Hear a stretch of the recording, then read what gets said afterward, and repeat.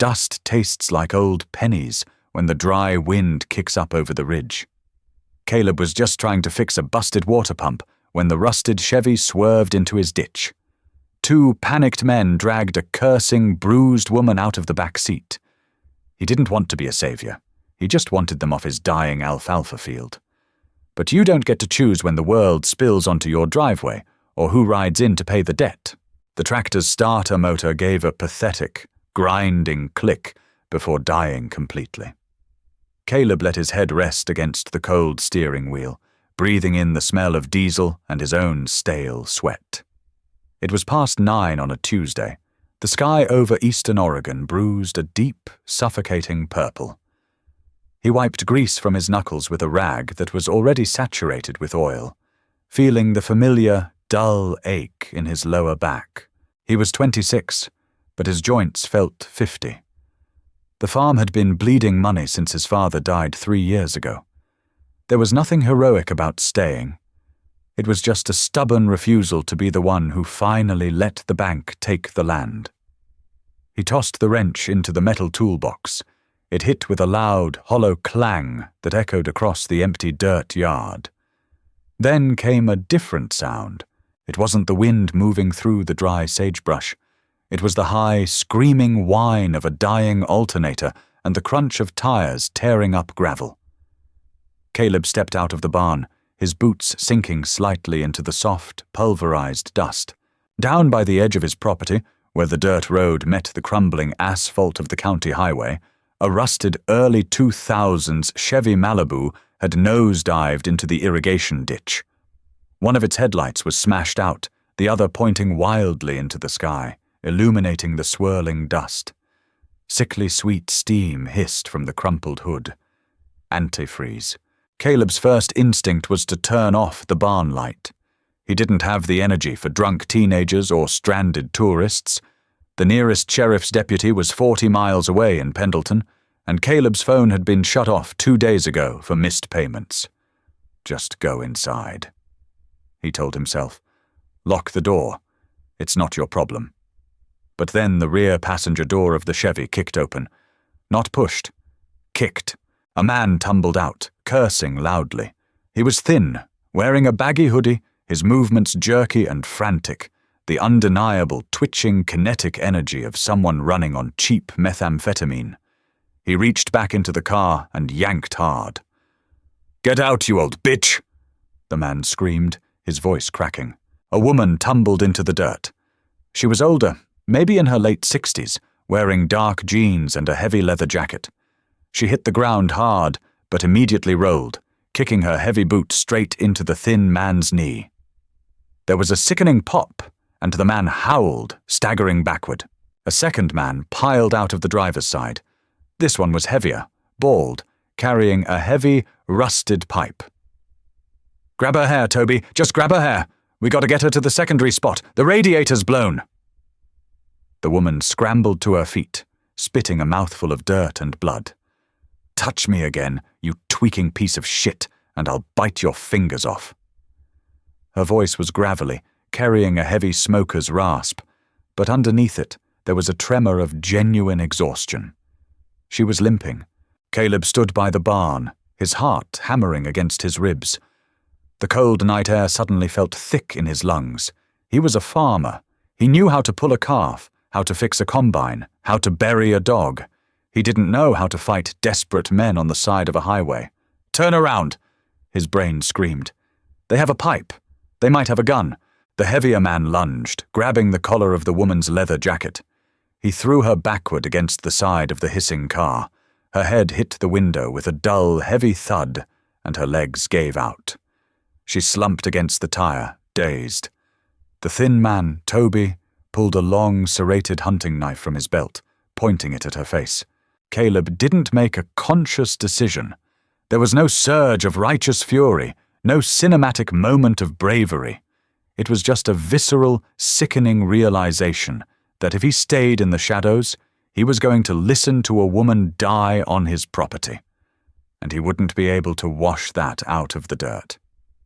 He reached blindly into the toolbox, and his fingers closed around the cold, heavy iron of a 36-inch crowbar. It weighed maybe 10 pounds. He stepped out of the halo of the barn light and started walking towards the ditch. The gravel crunched loudly under his boots. He didn't run.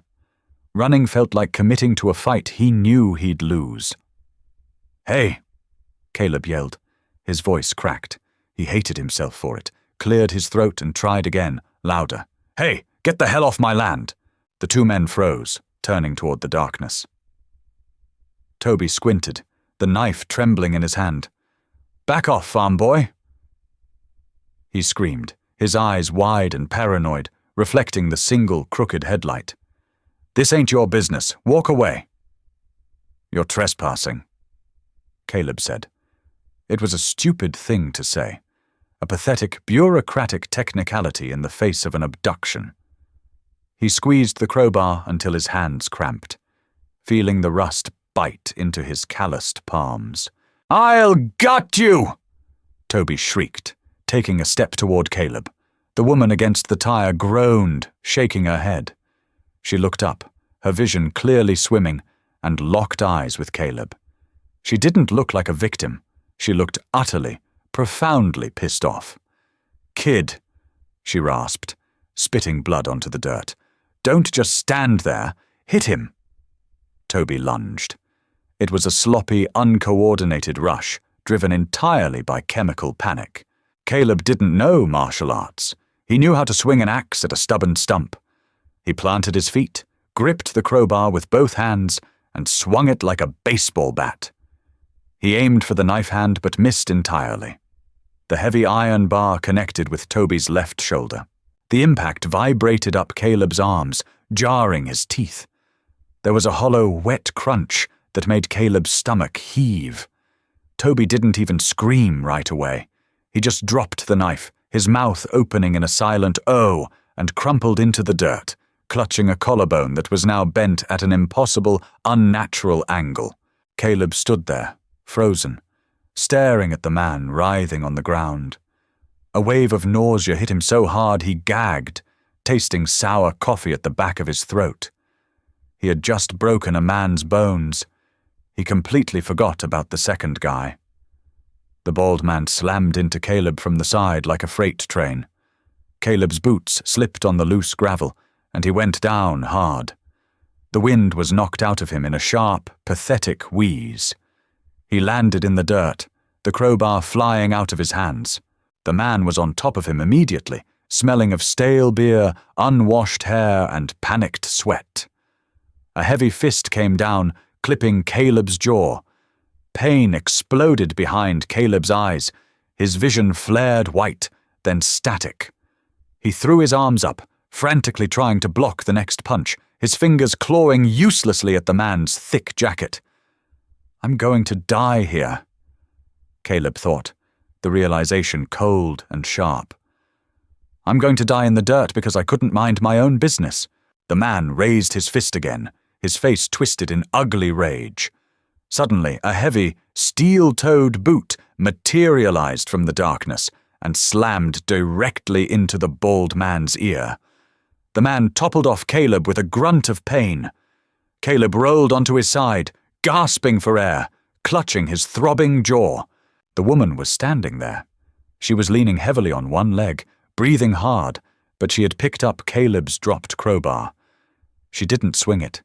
She just leveled the pointed end at the bald man's face as he scrambled backward in the dirt. "You want to try me, Rick?" She growled, her chest heaving. "Come on, let's see how much they're paying you to bleed to death in a ditch." Rick looked at her, then at Toby, who was now screaming, a high-pitched, endless wail, clutching his ruined shoulder. The fight completely drained out of Rick. The high was gone. Reality had set in. He grabbed Toby by the back of his hoodie, hauling him up like a sack of feed. "This ain't over, Lorraine," Rick yelled, dragging his partner towards the hissing car. The boss is a dead man walking," Lorraine interrupted, her voice flat and terrifyingly calm. "And so are you. Drive." Rick shoved Toby into the passenger seat, threw the car into reverse, and slammed the gas. The tires spun, spraying gravel and mud over Caleb before catching. The Malibu lurched backward out of the ditch, the front bumper tearing off with a screech of tortured metal. It swung around and sped down the dark highway, the single headlight disappearing into the night, leaving only the smell of burnt rubber and leaking coolant. Silence slammed back down on the farm. Caleb lay in the dirt for a long moment, listening to the ringing in his ears. He touched his jaw. It was swelling fast, the skin hot and tight. He tasted copper. He slowly pushed himself up to his knees, spitting a mouthful of blood onto the gravel. Lorraine dropped the crowbar. It clattered against a rock. She swayed a little, reaching up to press a hand against a nasty, bleeding cut on her forehead. She looked down at Caleb. "You look like shit, kid," she said. "You're welcome." Caleb wheezed, finally managing to stand. His legs felt like jelly. He got a good look at her under the faint moonlight. She had sharp features, lines carved deep around her mouth and eyes from decades of sun and wind. Her grey hair was tied back in a messy braid, coming undone. The leather jacket she wore was thick, scuffed, and ridiculously heavy. There was a patch on the back, but it was too dark to read it. "You got a phone?" she asked, looking around the desolate farmyard. "Cell service is dead," Caleb muttered, rubbing his jaw. "Got a landline in the house, if they haven't cut it yet." "Take me inside." It wasn't a request. Caleb nodded dumbly. He led her past the dead tractor, across the dirt yard, and up the sagging wooden steps of the farmhouse. He pushed open the screen door. The kitchen was a mess. Unpaid bills were stacked in crooked piles on the formica table. The sink was full of dishes. The room smelled of old grease and cheap pine cleaner. He pointed to the heavy, yellow rotary phone mounted on the wall. Lorraine limped over to it. She picked up the receiver, listened for a dial tone, and exhaled a long breath when she heard it. She began dialing a number from memory. Caleb went to the sink, turned on the tap, and splashed freezing well water onto his face. The cold stung the cut on his lip. He grabbed a paper towel, soaked it, and handed it to her. She took it with a slight nod, pressing it against her forehead.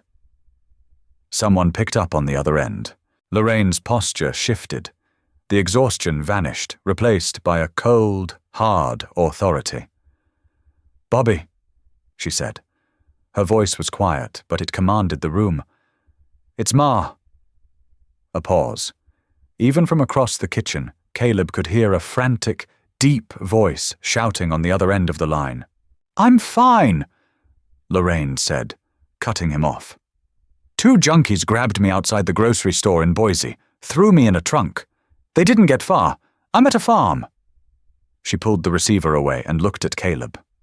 "Where the hell are we, kid?" Route 9, about 12 miles outside of Echo." "Route 9, outside Echo," she repeated into the phone. She listened for another few seconds. No cops, Bobby. You know better than that. Keep the law out of it. Just come get me." She hung up the phone with a sharp click. Caleb stared at her. "No cops? Lady, you were just kidnapped. Those guys had a knife. I broke a guy's collarbone. We need to call the sheriff." Lorraine leaned back against the counter, sliding down until she was sitting on a sturdy wooden chair. She closed her eyes. "Sheriff can't help with this. The guys who took me work for a rival club out of Spokane. They wanted to use me for leverage. If the cops get involved, it gets complicated. My boy will handle it." "Your boy?"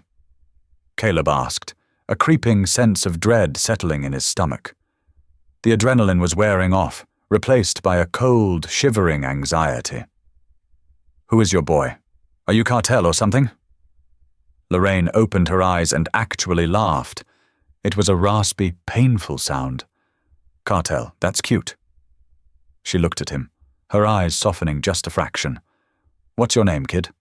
"Caleb." "Well, Caleb, I owe you my life. You swing a tire iron like a blind man, but you got grit. I appreciate it. I'm Lorraine." "Lorraine," Caleb repeated, pulling out a chair and collapsing into it. "Who is coming to my house?" "My family," she said simply. "Go get some ice for that jaw, Caleb. It's going to be a long night." Caleb didn't sleep. He sat in the worn armchair by the living room window, his grandfather's old 12-gauge pump-action shotgun resting across his lap. He hadn't fired the thing in 5 years, and he wasn't even entirely sure the shells in the tube weren't duds, but the weight of the wood and steel offered a microscopic shred of comfort. Lorraine had fallen asleep on his lumpy sofa within 20 minutes of hanging up the phone. She slept like the dead, arms crossed over her chest, breathing in slow, rattling intakes. The house was agonizingly quiet. Every creak of the floorboards, every groan of the wind against the siding made Caleb flinch, his hand tightening on the grip of the shotgun. He kept expecting the Malibu to return, maybe this time with 5 cars behind it. He kept imagining armed men kicking down his front door. He had stepped into a world he didn't understand, a violent undercurrent moving just beneath the surface of the highway he drove every day. The hours dragged. The darkness outside the window slowly thinned, turning from pitch black to a bruised, sullen grey. The wind died down. The absolute stillness of the high desert morning settled over the farm. By 6 a.m., Caleb had convinced himself she was crazy. Nobody was coming. The phone call had been a bluff. He was going to have to drive her to the hospital or the police station and deal with the fallout himself. He stood up, his joints popping, and carried his cold, scummy mug of coffee to the kitchen sink. That was when he felt it. It didn't start as a sound. It started as a sensation. The water in his coffee mug rippled, tiny concentric circles vibrating outward. The floorboards under his boots seemed to hum. Caleb frowned, looking down. Small earthquake? They happened sometimes. Then the sound reached him. It was a low, guttural vibration, a sustained, mechanical baritone that seemed to roll over the hills. It was the sound of distant thunder, but it wasn't stopping. It was growing louder, thicker, chewing up the silence of the morning. Lorraine stirred on the couch. She opened her eyes, listened for a second, and a slow, grim smile spread across her bruised face. She sat up, wincing as her stiff joints protested. Right on time, Caleb walked to the window. He peered through the dusty glass, looking toward the ridge where the county highway crested before dipping down toward his property. At first he just saw the dust, a massive brown cloud rising into the pale morning sky, blocking out the rising sun. Then they crested the hill. Caleb stopped breathing. He dropped his coffee mug. It shattered on the linoleum, splashing cold brown liquid over his boots. But he didn't look down. He couldn't look away from the road. It wasn't a car. It wasn't 10 cars. It was a river of metal. Motorcycles, hundreds of them. No, Caleb realized with a cold spike of pure terror, thousands. The highway was completely blacked out by a solid, moving mass of chrome, leather, and roaring engines. The noise was no longer thunder. It was an avalanche. The glass in Caleb's window panes rattled violently in their frames. The sheer volume of the combustion engines shook the dust from the ceiling rafters. They were riding in a tight, disciplined formation, taking up both lanes of the highway, a seemingly endless parade stretching back over the horizon. "Dear God," Caleb whispered, his throat completely dry. The lead bikers reached the turnoff for his dirt driveway. They didn't slow down gracefully. They downshifted with aggressive, roaring barks, their heavy tires tearing up the gravel as they swung onto his property. They poured into his yard. The space between the barn, the house, and the dead fields, a space Caleb usually found vast and lonely, filled up in seconds. The bikers killed their engines as they parked, kicking down kickstands in a synchronized rolling wave of heavy metal clicks. But the silence didn't return. The air was immediately choked with the sharp, toxic smell of high-octane exhaust, hot oil, and scorched rubber. Caleb stood paralyzed. The men dismounting the bikes were enormous. They wore heavy leather cuts, covered in patches. The dominating image on their backs was unmistakably clear even from the window, the winged death head. Hell's Angels. They weren't local weekend warriors. These men had hard, weathered faces, thick, unkempt beards, and eyes that scanned the property with the cold, clinical assessment of an invading army. Some carried heavy chains looped around their belts. Others had the unmistakable bulge of firearms under their vests. There were so many of them that they were parking on his dying alfalfa crop, crushing the brittle stalks beneath massive tires. Caleb didn't care about the crop anymore. He cared about whether he was going to survive the next 5 minutes. A massive, custom Harley-Davidson, painted matte black, rolled right up to the front porch, the engine idling with a heavy, uneven thump-thump-thump that rattled Caleb's teeth. The rider killed the engine. He was a giant of a man, easily 6'4", wearing a cut heavily laden with rocker patches denoting him as an officer.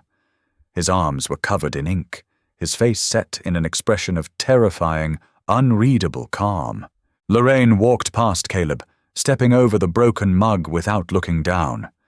She pushed open the screen door. The hinges squealed loudly in the tense air. Thousands of eyes snapped to the porch. The giant man dismounted. He walked up the steps, his heavy boots sounding like gunshots on the wood. He stopped in front of Lorraine. He looked at the ugly purple bruise forming on her temple, the dried blood on her chin. The man's jaw clenched, a muscle ticking violently under his beard. "Ma!" the giant said. His voice was incredibly deep, a rumbling baritone that matched his bike. "I'm fine, Bobby," Lorraine said, her voice softening just a fraction. Bobby looked over her shoulder, his dark, heavy eyes locking on to Caleb, who was still standing rigidly in the kitchen, his hands empty, shaking slightly. "Is this the kid?" Bobby asked. The question hung in the air, heavy and loaded. Caleb swallowed hard. He was a farm boy. He was broke. He was tired. And he was currently the sole focus of 2,000 of the most dangerous men in the country. He gripped the edge of the kitchen counter to stop his hands from trembling, waiting for the sky to fall. The silence in the kitchen was heavier than the roar of the engines outside. Caleb didn't move. He couldn't. His boots felt glued to the cheap linoleum, a dark puddle of spilled coffee creeping towards the toe of his left boot. The giant on the porch, Bobby, stared through the screen door with eyes that looked like river stones, dark, unblinking, and entirely devoid of warmth. "Yeah, Bobby," Lorraine said, her raspy voice cutting through the suffocating tension. "That's the kid. Now come inside and shut the door before you let the flies in." Bobby didn't smile. He reached out with a hand the size of a dinner plate, pulled the screen door open, and stepped into the farmhouse. The floorboards, which had supported 3 generations of Caleb's family, shrieked under the man's weight. Up close, Bobby was a monolith of worn leather, heavy denim, and ink. He smelled aggressively of raw gasoline, old sweat, and peppermint tobacco. He stopped a few feet from Caleb. He looked down at the shattered coffee mug on the floor, the brown liquid seeping into the grout, and then slowly brought his gaze up to Caleb's face. He studied the swelling, purple bruise on Caleb's jaw. Caleb's heart hammered a frantic, irregular rhythm against his ribs. He felt the overwhelming urge to apologize, to back away, to offer them the deed to the farm just to make them leave. He was acutely aware of his own frailty. He was a guy who worried about fertilizer costs and frost warnings. He was currently sharing his kitchen with a man who looked like he'd dismantled people for a living. "You hit the guy who took Ma?" Bobby asked. His voice didn't rise in volume, but it rattled in Caleb's chest. Caleb swallowed dryly. He forced himself not to look at the floor. I hit him with a crowbar." "Where?" "In the shoulder. I think it broke." He dropped the knife. Bobby stared at him for 3 agonizing seconds. Then he moved. It was a terrifyingly fast motion for a man his size. He closed the distance between them, reached out, and clamped his massive hand onto Caleb's shoulder. Caleb flinched, bracing for the bone to snap, expecting retaliation for laying hands on a club associate, for getting involved, for existing. Instead, Bobby gave his shoulder a firm, heavy squeeze. It wasn't a violent gesture, but the immense strength behind it was a clear warning of what could happen if the mood shifted. "You got a lot of miles on you for a young guy," Bobby said, his voice dropping an octave. "You don't know who we are, and you stepped in anyway. That was stupid." He paused, his grip tightening just a fraction before letting go. "But I owe you a debt that blood can't wash. Whatever you need, whenever you need it, you call." Caleb exhaled a breath he felt like he'd been holding since the Chevy crashed into his ditch. His knees trembled slightly. "I don't need anything. I just wanted them off my property." Bobby let out a short, hollow grunt that might have been a laugh. He turned his broad back on Caleb and walked over to Lorraine, who had slumped back onto the wooden kitchen chair, pressing the damp paper towel to her temple. The hard edge in Bobby's posture dissolved instantly. He knelt beside her, a giant bowing before a battered queen. "You okay, Ma? Really?" he asked, his voice stripping away the outlaw gravel, leaving only a son's raw anxiety. "I'm fine, Robert. Stop fussing," Lorraine muttered, though she didn't pull away when he gently brushed a stray lock of grey hair from her bruised face. "They got me slipping out the back of the Safeway. 2 junkies. Looked like they hadn't slept in a week. They mentioned a boss. Mentioned a secondary spot." The air in the room instantly turned toxic. Bobby stood up slowly. The vulnerability vanished, replaced by a cold, industrial violence that made the hair on Caleb's arms stand up. Bobby didn't yell. He didn't punch a wall. He just reached into his leather cut, pulled out a thick black smartphone, and thumbed a button. "Miller, Wyatt," Bobby said into the phone. "Kitchen, now." He hung up and looked out the window at the sea of motorcycles occupying the farmyard. The dust was still settling over the dead alfalfa. Hundreds of men were milling around, stretching their legs, lighting cigarettes, checking weapons. The sheer logistics of it baffled Caleb. They had moved an army across state lines in a matter of hours. "Who were they, Ma?" Bobby asked without turning around. "Spokane." Lorraine spat the word like poison. "Rick and Toby, bottom feeders from the Iron Syndicate crew. They thought if they snatched me, you'd give up the distribution lanes through Coeur d'Alene." "They're dead," Bobby stated. It wasn't a threat. It was a scheduling update. He finally turned back to Caleb. "Kid, we need to use your table." Caleb looked at his Formica table, covered in past due notices from the power company, a seed catalogue, and a broken toaster. "Yeah," Caleb said, his voice cracking. "Go ahead." He swept the bills into a chaotic pile, shoving them onto the counter. He felt like a ghost haunting his own house. The intrusion was complete. The farm no longer belonged to him. It had been commandeered, transformed into a forward operating base for a war he couldn't comprehend. The screen door whined open again, and 2 more men stepped into the kitchen. They brought the outside with them, the smell of hot iron, road dirt, and aggressive ozone. The first man, Miller, was older, entirely bald, with a salt and pepper beard braided at the chin. His face was heavily scarred, a pale, jagged line cutting through his left eyebrow. The second man, Wyatt, was younger, maybe in his 30s, wiry and buzzing with a dangerous, restless energy. He chewed on a toothpick, his eyes darting around the messy kitchen, cataloguing the exits, the blind spots, and finally, Caleb. "This the guy?" Wyatt asked, not looking at Bobby, but keeping his eyes locked on Caleb. "He's clean," Bobby said, leaning over the table. "He laid out one of the runners with a piece of iron. Saved Ma." Miller and Wyatt both looked at Caleb with a newfound, albeit guarded, respect. It didn't make Caleb feel better. It made him feel severely exposed. He retreated until his back hit the refrigerator, crossing his arms over his chest, trying to make himself as small as possible. "All right, let's work," Bobby said, rapping his knuckles on the table. Wyatt pulled a topographical map of the county out of his jacket and spread it over the formica, using the broken toaster to weigh down one corner. Miller pulled out a tablet. The kitchen was suddenly thick with the sharp tang of cheap cigarette smoke as Wyatt lit a Marlboro, ignoring the fact that he was inside someone else's house. "Talk to us, kid," Miller said, his voice shockingly smooth, a stark contrast to his rugged appearance. What were they driving?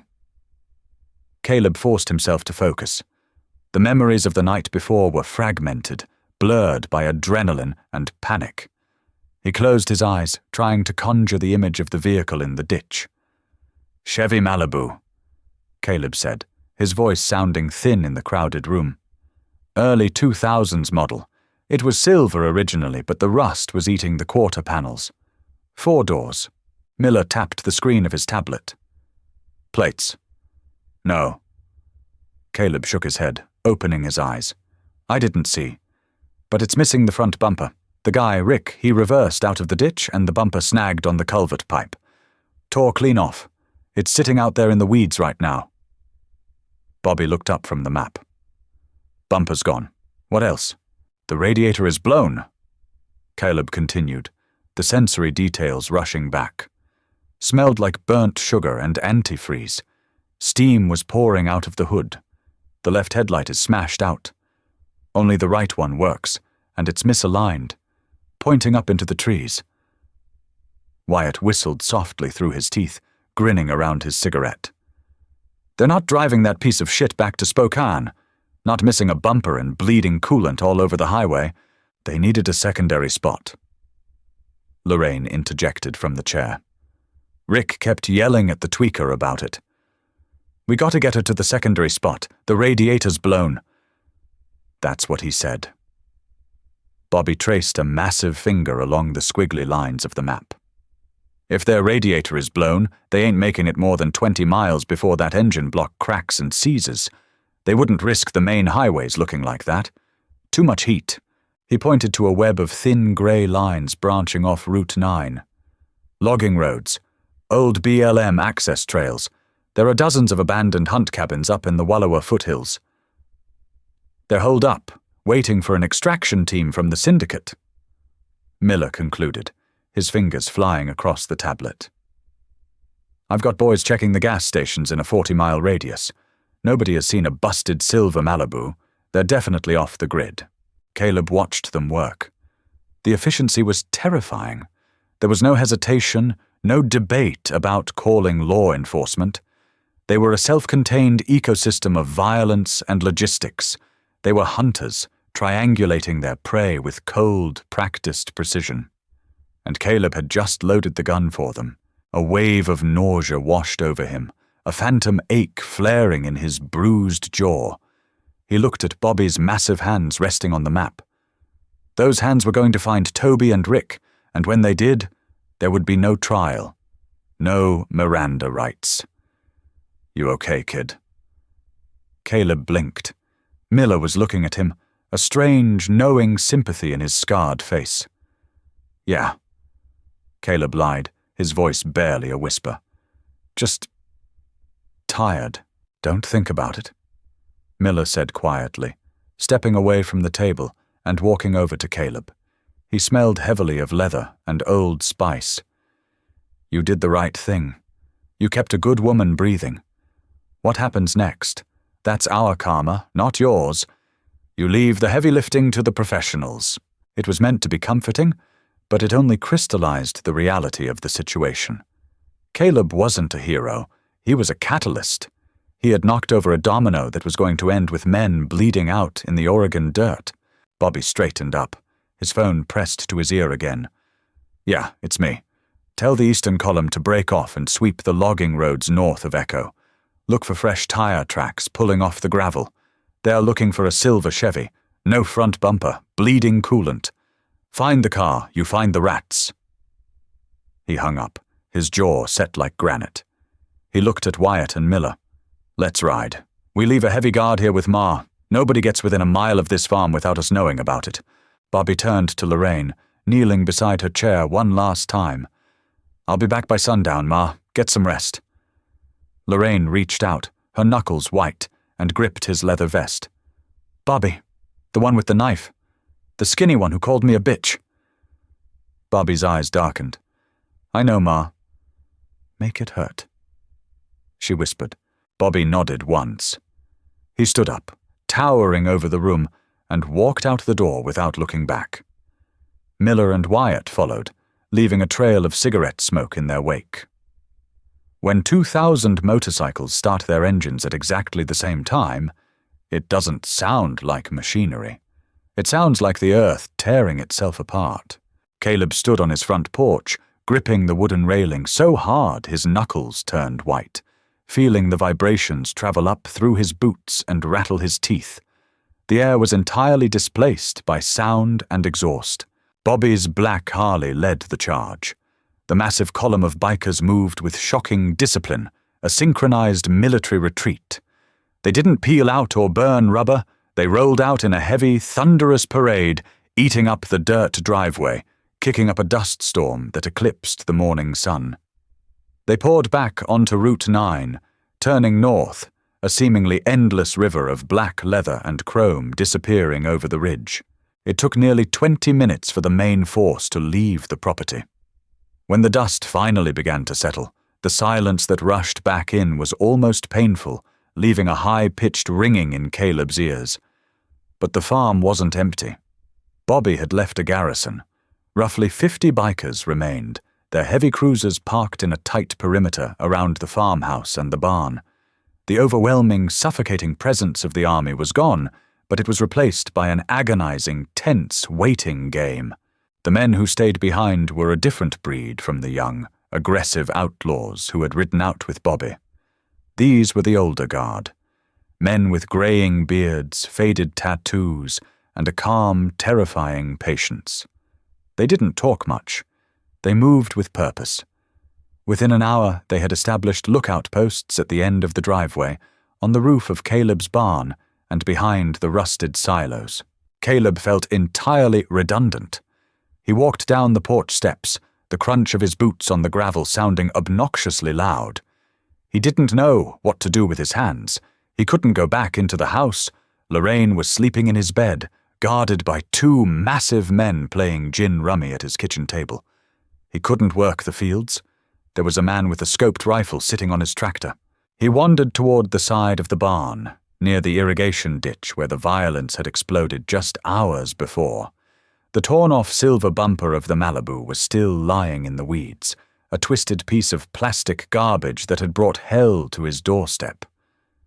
He stopped by the rusted water pump he had been trying to fix the night before. His wrench was still lying in the dirt where he had dropped it. "She's seized up tight, huh?" Caleb jumped. A biker was leaning against the side of the barn, smoking a hand-rolled cigarette. He was exceptionally tall, lean, and weathered like an old fence post. His leather cut was heavily worn, the patches frayed at the edges. A silver chain hung from his belt, and a hunting knife was strapped to his thigh. "Yeah," Caleb managed to say, picking up the wrench. "Bearings are shot. Impeller is rusted to hell. Whole thing needs to be replaced, but I can't afford the parts." The biker nodded slowly, taking a drag from his cigarette. He stepped away from the barn and crouched down next to the pump, his joints popping audibly. Up close, Caleb could see a small, faded tattoo of a swallow near his eye. "I grew up on a soybean farm outside Omaha," the biker said, his voice surprisingly gentle, carrying a soft, Midwestern drawl. "My old man used to fight with a John Deere pump just like this one, stubborn pieces of shit." He reached out with a grease-stained hand and tapped the cast-iron housing of the pump. "Name's Hayes," the biker said, not looking up. "Caleb. Well, Caleb, you got a weird couple of days ahead of you. Oz took a final drag of his cigarette and flicked the cherry into the dirt, crushing it out with his heavy boot. You did a good thing for Ma. The whole club knows it.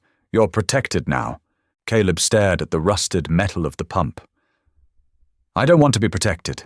I just want to go back to being broke and lonely. I want to fix my water line. I don't want... this. He gestured vaguely at the armed men patrolling his property. Hayes let out a low chuckle, resting his forearms on his knees. I get it, kid. But the universe don't care what you want. You threw a rock in the pond. Now you gotta ride out the ripples. What are they doing right now? Caleb asked, the question slipping out before he could stop it. Bobby and the others. Hayes paused. The gentle, nostalgic farmer faded, replaced instantly by the seasoned outlaw. His eyes went flat and hard. They're hunting, Hayes said simply. They're gonna find that silver Chevy. They're gonna find the two junkies who put hands on a club mother. And they're going to remind everyone in the Pacific Northwest why you don't cross the winged death head. Caleb swallowed hard, looking out at the dead alfalfa swaying in the dry wind. Will they call the police when they find them? It was a naive question, and Caleb hated himself for asking it, but he needed to hear the words. He needed someone to confirm the reality he was trying to deny. Hayes looked at him for a long, quiet moment. The wind picked up, carrying the smell of dry earth and the faint, acrid scent of the exhaust that still lingered in the air. No, Caleb, Hayes said softly, almost sympathetically. They aren't going to call the police. The police put people in cages. We put people in the ground. That's the difference. Hayes stood up, clapping Caleb heavily on the shoulder, leaving a smudge of grease on Caleb's faded flannel shirt. Why don't you go sit on the porch, kid? Hayes said, turning away. I'll see if I can get this impeller loose for you. Keep my hands busy. Caleb didn't argue. He walked back towards the farmhouse, his legs feeling heavy and mechanical. He sat on the top step of the porch, resting his elbows on his knees, staring out at the horizon. He was a farmer. He understood the cycles of life and death.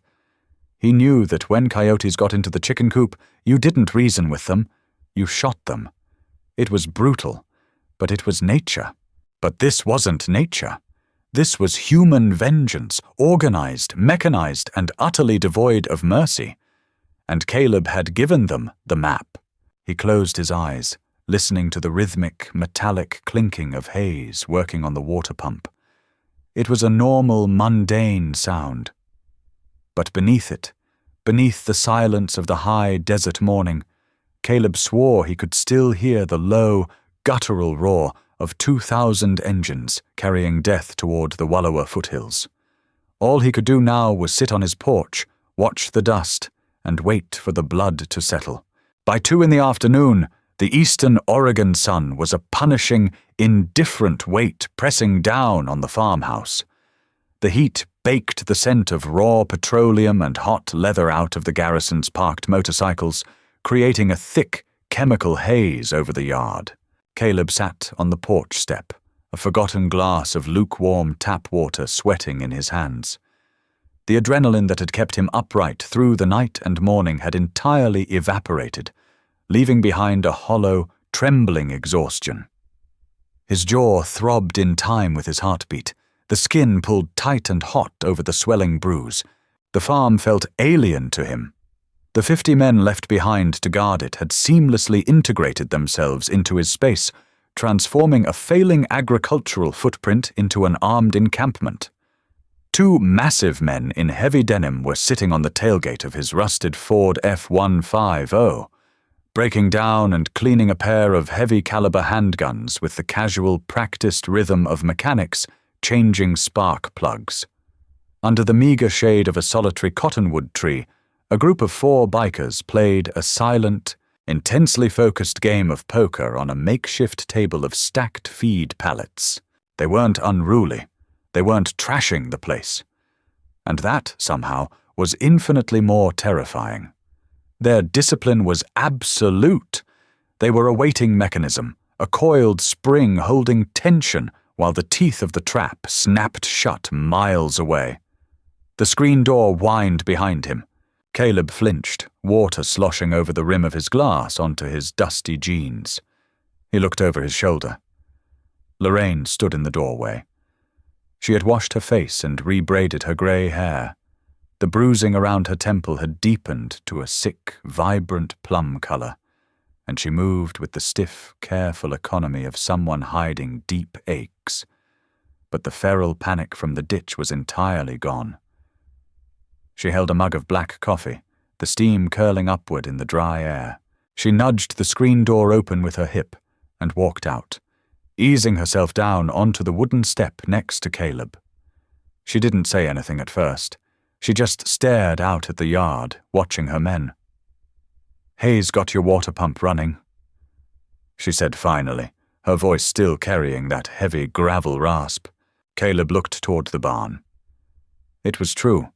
A steady, thin stream of water was coughing out of the rusted iron pipe, soaking into the dry dirt of the irrigation ditch. Hayes was wiping his grease-stained hands on a rag, talking quietly to another biker. "I didn't ask him to do that." Caleb mumbled. "You didn't have to," Lorraine replied, taking a slow sip of her coffee. "You paid your tab in advance. These boys, they understand mechanics, and they understand debts. Everything else is just noise." Caleb stared at his boots. "I shouldn't have hit that guy. Toby, I shouldn't have stepped out of the barn." Lorraine turned her head, fixing him with a sharp, uncompromising look. "You wish you stayed in the dark? Listened to them drag me off to some hunt cabin to get chopped up into pieces for leverage?" "No," Caleb said quickly, the nausea rising in his throat at the thought. "No, I didn't know I was going to be calling down an army. I didn't know men were going to die over it." Lorraine sighed, a dry, rattling sound in her chest.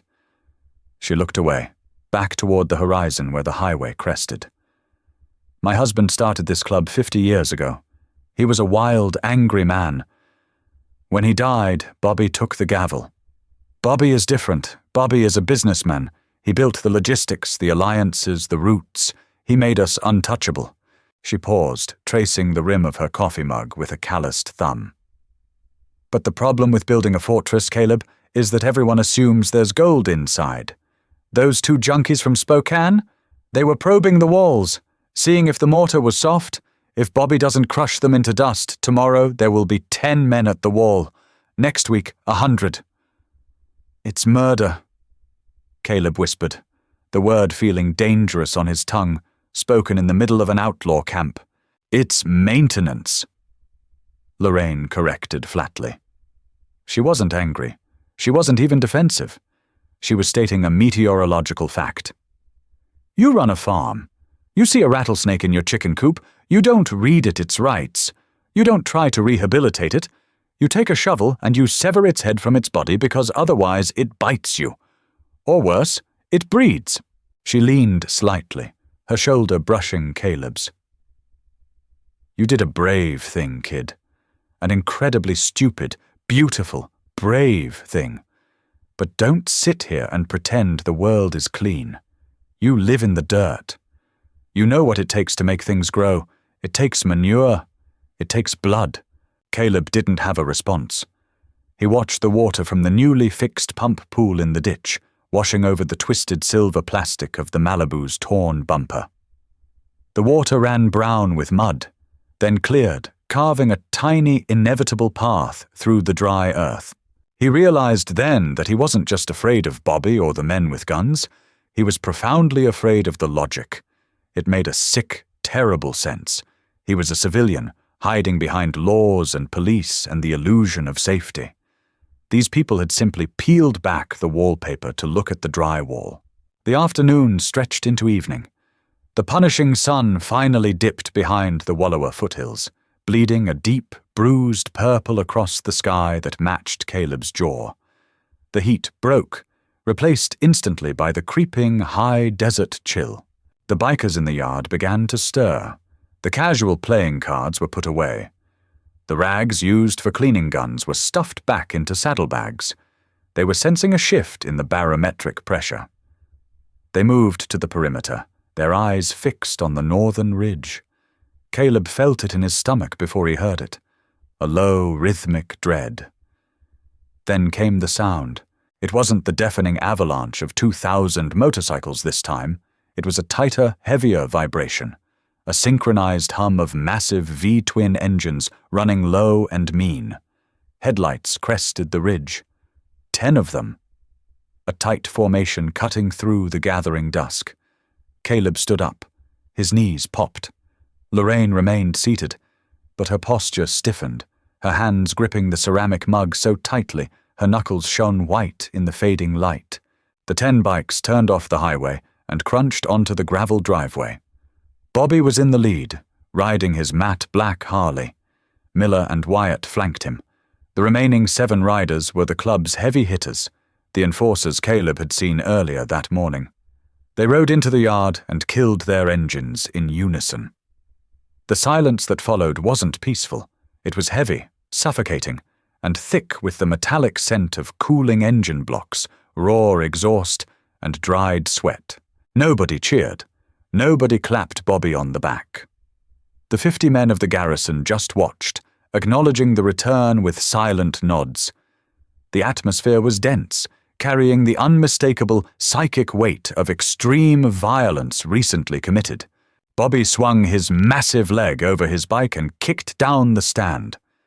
In the dim light of the farmhouse porch bulb, Caleb saw the physical toll the day had taken on the giant.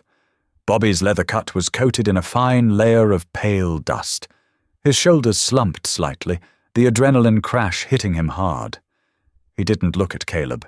He walked straight towards the side of the house, heading for the rusted spigot where Caleb hooked up the garden hose. Caleb watched him, entirely frozen. Bobby turned the squeaking iron handle. The water sputtered, then flowed cold and hard into the dirt. Bobby stripped off his heavy leather cut, dropping it onto the grass. He wore a faded black t-shirt underneath. He rolled up his sleeves, exposing arms thick with muscle and dark, swirling tattoos. He thrust his hands under the icy water. Caleb could hear the harsh sound of Bobby scrubbing his palms together. The water splashing off his hands hit the dry, pale dust of the yard. For the first few seconds, the water running off Bobby's knuckles wasn't clear. It was a faint, diluted pink. It soaked into the ground instantly, turning the dust into dark, rusted mud. Caleb's stomach violently contracted. He took a step backward, his boot hitting the wooden porch step with a loud thud. Bobby finished scrubbing. He turned off the spigot, grabbed a rag from his back pocket, and wiped his face and hands. He picked up his cut, slung it over his shoulder, and walked slowly toward the porch. He stopped at the bottom of the steps, looking up at his mother. "You good, Bobby?" Lorraine asked. Her voice was barely a whisper. Bobby nodded slowly. His eyes looked like cracked slate. "Yeah, Ma, it's done. They were holed up in a deer blind off Logging Road 44, waiting on a tow. Both of them?" she asked. "Both of them," Bobby confirmed, his voice devoid of any emotion. It wasn't triumphant. It sounded like a man reporting the completion of a miserable, exhausting chore. "Syndicate boys in Spokane got the message an hour ago. They're retreating. The route is secure." He finally turned his heavy gaze to Caleb. Caleb felt stripped bare under that look. There was a terrifying intimacy in knowing what this man had just done with his hands. Bobby stepped up onto the porch, towering over Caleb. He smelled heavily of dust, copper, and burned gunpowder. Bobby reached into his pocket and pulled out a single, crumpled item. He held it out. Caleb hesitated, then slowly raised his hand, palm open. Bobby dropped it into Caleb's hand. It was a cheap plastic Zippo lighter, the kind you buy at a gas station checkout counter. It was silver, heavily scratched, and stained with a dark, tacky substance near the hinge.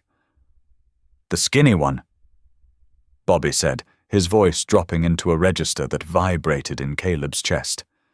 "Toby. He had this in his pocket. He was crying when I took it." Caleb stared at the lighter. It felt incredibly heavy, a physical anchor dragging him down into the darkness. He wanted to drop it. He wanted to throw it into the high grass and bleach his hands, but he closed his fist around it, the plastic biting into his palm. "You kept my mother breathing," Bobby said, his tone shifting from violent exhaustion to a solemn, absolute seriousness. "I told you I owe you a debt. That debt stands until the sun burns out. You don't get a choice in that. You're club family now. Anyone looks at you sideways, anyone tries to take this land, you make a call. The earth will swallow them." It wasn't a comfort. It was a heavy iron collar locking around Caleb's neck. He had traded the anxiety of failing crops and bank loans for the protection of wolves. "Thank you," Caleb lied, his voice rasping out of a dry throat. Bobby stared at him for a long moment, seeing right through the lie, understanding the kid's terror and making no apologies for it. "Get some sleep, kid. We ride out at first light." He walked past Caleb, opening the screen door for Lorraine. She stood up, favoring her uninjured leg, and placed a hand on her son's arm. They walked into the farmhouse, leaving Caleb alone on the porch with 100 bikers and a blood-stained lighter in his pocket. Caleb didn't sleep. He sat in his armchair, listening to the heavy boots of the sentries pacing outside his window. He held the lighter, turning it over and over, feeling the dried, sticky residue on the hinge. The fear had finally subsided, replaced by a profound, agonizing isolation. He had survived. But the farm boy who worried about the rain was dead. He had been initiated into a world that spoke in broken bones and shallow graves, and the silence of the night felt like a permanent accusation. Dawn broke over the high desert, not with warmth, but with a brittle, pale light that exposed the damage. Caleb stood by the kitchen window, watching the frost melt off the cold chrome of the motorcycles. The air in the farmhouse was thick with the smell of cheap coffee and packing grease. The men were moving with quiet, urgent efficiency. Bags were strapped down, weapons were concealed. The immense logistical machine was powering down its stationary mode and preparing for transit. Lorraine emerged from the hallway. She looked better. The sleep had smoothed out the sharpest lines of exhaustion on her face, though the bruise was now a spectacular array of yellows and deep purples. She wore her heavy leather jacket, zipped up against the morning chill. She walked over to the kitchen counter, where Caleb had brewed a fresh pot of coffee. She poured herself a cup and leaned against the sink, watching him. "You look like you aged 10 years in 2 days," she said, taking a sip. "Feels like 20. Caleb replied, his voice flat. He didn't have the energy for politeness anymore. Lorraine gave a short, acknowledging nod. She reached into her jacket pocket and pulled out a small, white piece of cardstock. She slid it across the Formica table, pushing aside a final unpaid electric bill. Caleb looked at it. It was completely blank, except for a 10-digit phone number stamped on it in stark black ink. "No names," Lorraine said quietly. "No text messages. If you dial that number, a man in a warehouse in Oakland picks up. You tell him your name, you tell him where you are, and you tell him what you need. Money, muscle, whatever. You have an army at your back now, Caleb." Caleb didn't touch the card. "I don't want an army. I just want my farm." Lorraine sighed, a sound of genuine pity. "You can't unknow what you know, kid, and you can't unspill blood. Keep the card, stick it under a floorboard, throw it in a fire, I don't care, but it's yours." The front door opened, and Bobby filled the frame. He had his cut on, the winged death head dominating his back. He looked rested, his eyes clear and sharp. The slate was wiped clean. The violence was compartmentalized, filed away in the dark archives of his mind. "Ma, it's time," Lorraine set her coffee mug in the sink. She walked over to Caleb and, to his surprise, grabbed him by the shoulders. She pulled him down slightly and kissed his bruised cheek. Her lips felt like dry paper. "Stay stubborn, farm boy," she whispered. She let him go and walked out the door, joining her son on the porch. Caleb followed them out, standing on the top step. The command was given. It wasn't a shout. It was a series of hand signals passed down the line. 50 heavy V-twin engines roared to life in synchronized succession. The noise immediately shattered the fragile morning silence, vibrating through the wood of the porch and up into Caleb's teeth. Bobby mounted his black Harley. Lorraine climbed onto the back, wrapping her arms around his massive torso. Bobby kicked the bike into gear, looked at Caleb one last time, and gave a single, solemn nod. They rolled out. The procession was slower than their arrival, a steady, deliberate parade of iron and leather. They snaked down the dirt driveway, their heavy tires chewing up the gravel, kicking up a fresh cloud of pale dust that obscured the rising sun. They hit Route 9, turning south, heading back toward the interstate, back toward their world. Caleb stood on the porch until the very last bike disappeared over the ridge. He stood there until the dust settled back onto the sagebrush. He stood there until the low, mechanical thunder faded entirely, swallowed by the vast emptiness of the eastern Oregon basin.